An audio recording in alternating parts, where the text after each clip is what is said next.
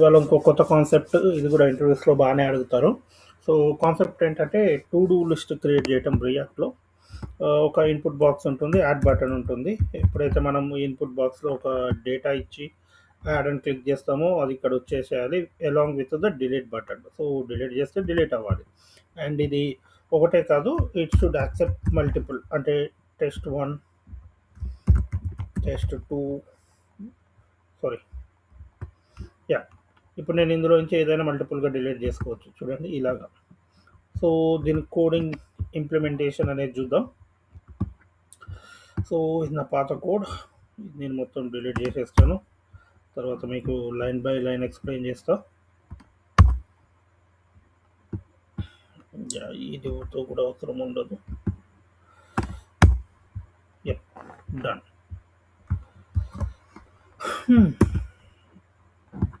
ఇప్పుడు చూస్తే లైక్ ఇక్కడ ఓన్లీ టు డూ లిస్ట్ ఒకటే ఉంది, ఏం లేదు. సో నేను ఫస్ట్ ఒక వేరియబుల్ డిక్లేర్ చేసుకుంటాను. ఇది లైక్ ఫస్ట్ టాస్క్ యాడ్ చేసుకోవటానికి const to do set to do task update చేసిన టాస్క్ సేవ్ పెట్టుకోవడానికి యూజ్ స్టేట్ని యూజ్ చేసి నేను ఒక ఎంప్టీ స్ట్రింగ్ ఇనిషియలైజ్ చేసుకుంటా. దెన్ ఇంకొక వేరియబుల్ కూడా తీసుకుంటాను, ఇది అరేని యాక్సెప్ట్ చేస్తుంది, ఎందుకంటే మనం మల్టిపుల్ లిస్ట్ కావాలి అనుకుంటున్నాం కదా. సో ఆ లిస్ట్ అంతా ఇందులోకి పంపిస్తాం అనమాట. దీన్ని ప్లూరల్గా డిక్లేర్ చేసుకుంటాను, జస్ట్ టూ డూస్ అంటాను. Next set todos to update the value. Okay,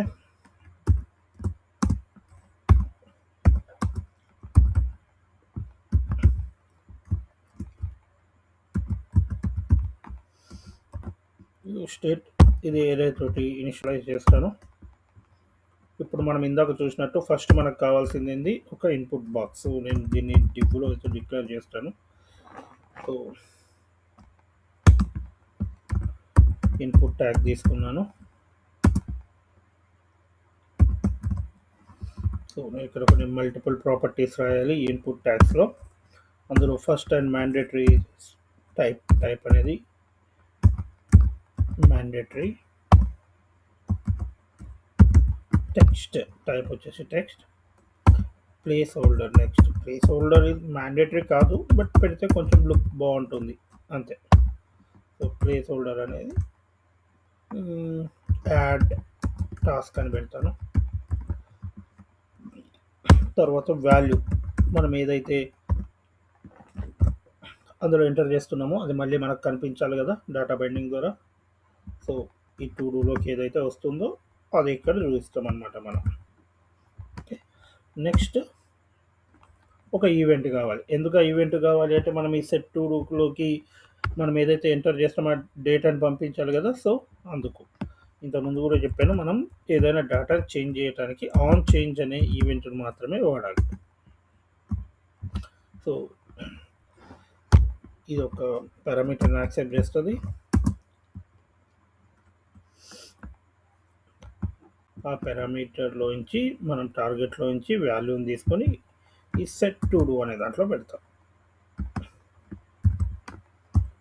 okay, ఈ ఈవెంట్లోంచి టార్గెట్ నుంచి వాల్యూ. ఓకే, సో ఇప్పుడు దీన్ని సేవ్ చేసి చూద్దాం మన అవుట్పుట్ ఎలా వచ్చిందో.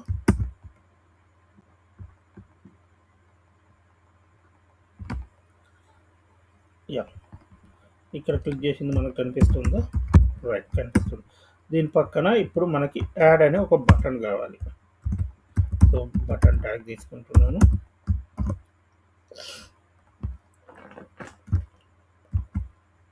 యాడ్. సో ఇక్కడ మనం ఏం యాక్షన్స్ చేయము, జస్ట్ ఒక క్లిక్ ఈవెంటే కాబట్టి ఇది ఆన్ క్లిక్ సరిపోతుంది ఇక్కడ. సో మీకు ఇప్పుడు డిఫరెన్స్ అర్థమైందా? ఆన్ క్లిక్ ఎప్పుడు యూజ్ చేస్తాము, ఆన్ చేంజ్ ఎప్పుడు యూజ్ చేస్తాము అనేది. సో నేను దీన్ని ఏమంటానంటే యాడ్ హ్యాండ్లర్ అంటాను.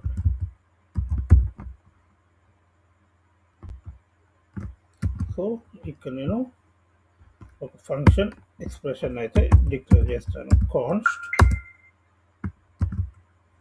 యాడ్ హ్యాండ్లర్, ఒక అరే ఫంక్షన్ రాసేస్తాను. ఇక్కడ మనం ఫస్ట్ ఒకటి చెక్ చేయాలన్నమాట. ఒక్కొక్కసారి యూజర్ ఏంటంటే 2 స్పేసులు కొట్టి యాడ్ చేయడానికి ట్రై చేస్తాడు. అలాంటివి మనము ఇందులోకి రానివ్వకూడదు. సో 1 సెకండ్, యా, దీన్ని డాట్ ట్రిమ్ అనే ఇన్బుల్ట్ మెథడ్ యూజ్ చేసి ఒకవేళ ఎంప్టీ స్ట్రింగ్ అయిందా కనుక మనం సింపుల్గా రిటర్న్ చేసేద్దాం. సో ఇప్పుడు ఏంటంటే ఇందులోకి ఏది 2 స్పేస్లు అలాంటివి రావన్నమాట. ఇన్ కేస్ ఆఫ్ లేదు అంటే కనుక సంథింగ్ యూజర్ నిజంగానే ఏదైనా డేటా ఇస్తే దాన్ని ఇస్సెట్ టు డూస్ అనే ఏరియాలోకి మనం పంపిస్తాం. ఓకే, దీంట్లోకి ఎలా పంపిస్తాం? ఇక్కడ స్ప్రెడ్ ఆపరేటర్ తీసుకుంటాం అనమాట. ఈ స్ప్రెడ్ ఆపరేటర్ తోటి ఎందుకు తీసుకుంటామో తెలుసు కదా.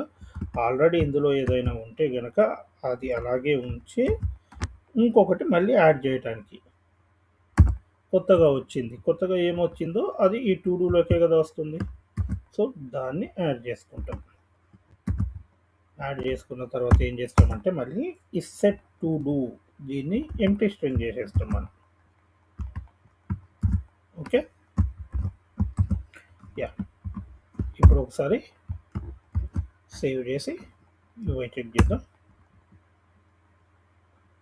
యాడ్ కూడా వచ్చేసింది, టెస్ట్ యాడ్ కూడా.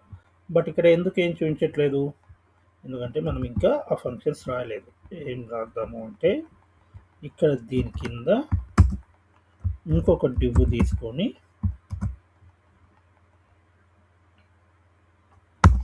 ఆ డివ్ లోపల ఒక యూఎల్ ట్యాగ్ తీసుకొని, యూఎల్ అంటే తెలుసు కదా, అన్ఆర్డర్డ్ లిస్ట్, దీని లోపల జావాస్క్రిప్ట్ కోడ్.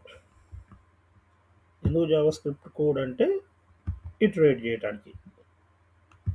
ఈ టూ డూస్లో ఏదైతే యాడ్ అయి ఉంటుందో అది మనం ఇక్కడ ఇటరేట్ చేసి చూద్దాం.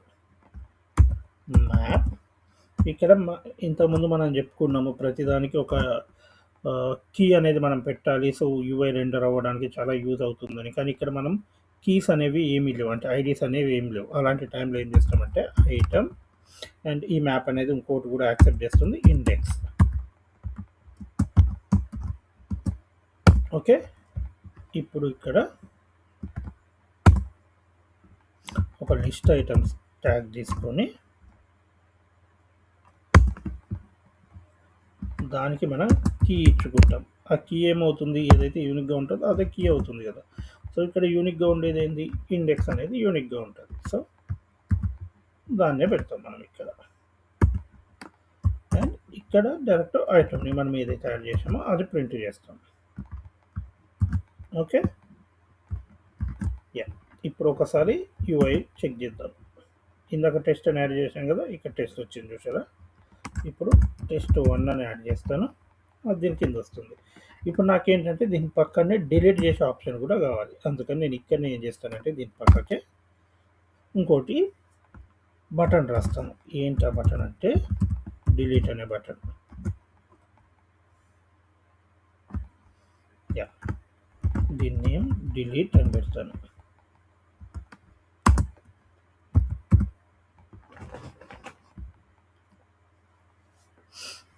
ఇక్కడ మళ్ళీ ఒక ఈవెంట్ తీసుకొని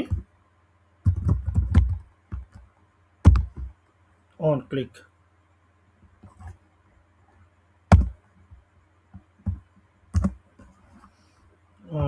ఈవెంట్ తీసుకొని ఈ ఈవెంట్ లోపల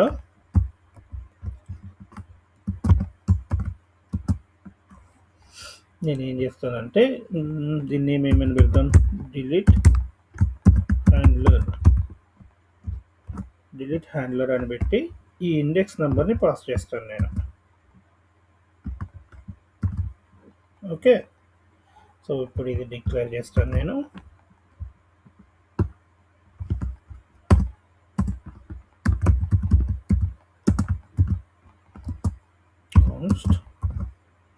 ఇది ఏమి యాక్సెప్ట్ చేస్తుంది, ఇండెక్స్ నెంబర్ కాబట్టి ఐ అంటాను.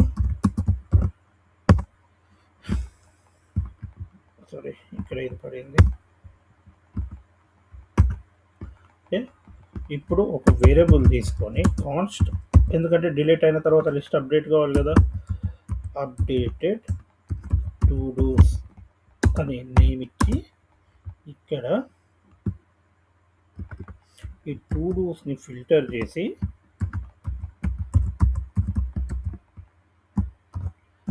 సేమ్ మళ్ళీ ఇది కూడా రెండు యాక్సెప్ట్ చేస్తుంది, ఐటమ్ అండ్ ఇండెక్స్ యాక్సెప్ట్ చేస్తుంది.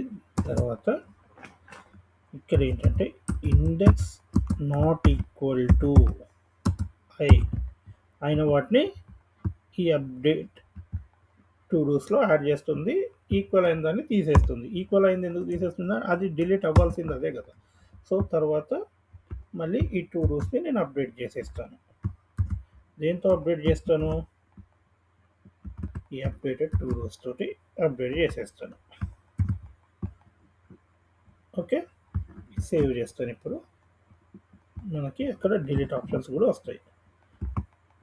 So working perfect. ఇక్కడ చూస్తే ఇప్పుడు test1 అని ఒకటి యాడ్ చేశాను, ఒకటి వచ్చేసింది. test2 అని యాడ్ చేస్తాను, వచ్చేసింది. test3 అని కూడా యాడ్ చేస్తాను, అది కూడా వచ్చేసింది. సో ఇప్పుడు నేను test2ని డిలీట్ చేయాలి. సో ఎప్పుడైతే test2 మీద డిలీట్ చేస్తానో వెళ్ళిపోయింది, అది మొత్తం ఇక్కడ హ్యాండిల్ అయింది. సో ఈ ఫంక్షన్ ఇంకొకలాగా కూడా రాస్తారు కొందరు, ఏంటంటే ఇక్కడ గనక ఇలా ఇస్తే, అంటే దీన్ని ఒక ఫంక్షన్ లాగా తయారు చేస్తే దెన్ అప్పుడు మనం ఏం చేయాలంటే ఇక్కడ రిటర్న్ అనేది రాయాలి.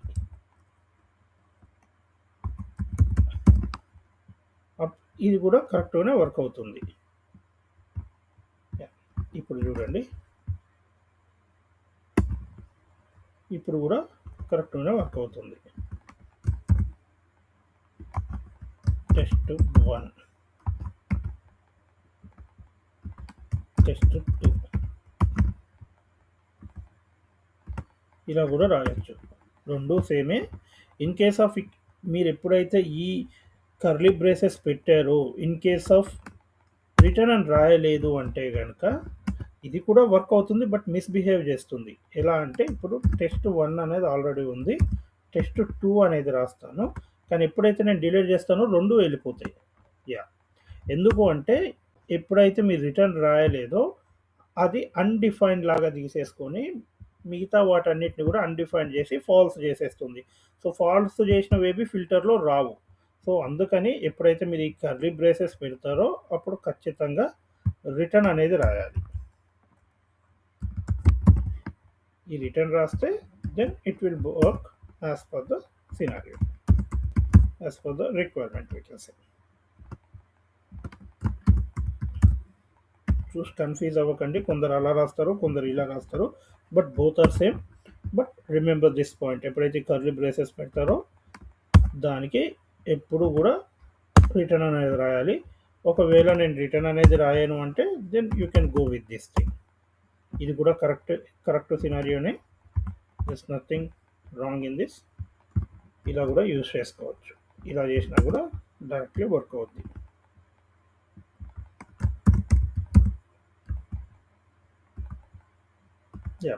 This is the concept. Thank you so much, have a nice day. మీకు ఇంకేమైనా డౌట్స్ ఉంటే కమెంట్ చేయండి, will get back to you for sure. Thank you.